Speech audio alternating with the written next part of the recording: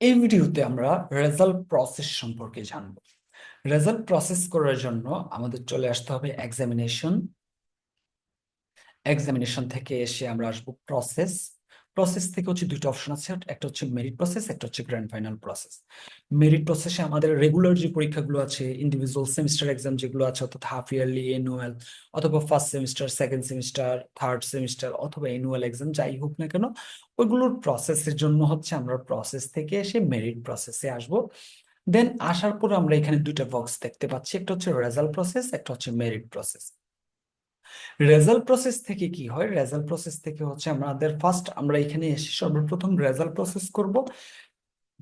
আমরা হচ্ছে এখানে সেশন সিলেক্ট করলাম, দেন আমরা কোন এক্সামের রেজাল্ট প্রসেস করব, এক্সাম সিলেক্ট করলাম, শিফট নেম সিলেক্ট করলাম, আমরা হচ্ছে কোন ক্লাসের করব, ক্লাস সিলেক্ট করলাম, দেন হচ্ছে আমরা এখানে সেকশন সিলেক্ট করলাম, করে রেজাল্ট প্রসেস, দেন হচ্ছে ওকে, আমাদের রেজাল্ট প্রসেস হয়ে গেল।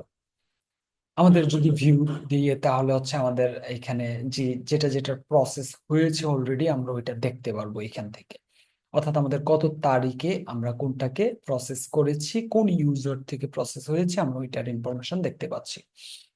এবং কি মেরিট প্রসেসের এখান থেকে এসে আমরা হচ্ছে যেমন 2024 দিলাম, অ্যানুয়াল এক্সাম দিলাম, শিফট হচ্ছে সিলেক্ট করলাম, দেন আমরা হচ্ছে ক্লাস সিলেক্ট করলাম, আমরা এখান থেকে প্রসেস থেকে ওকে করে দিলাম, আমাদের মেরিট প্রসেস হয়ে গেল।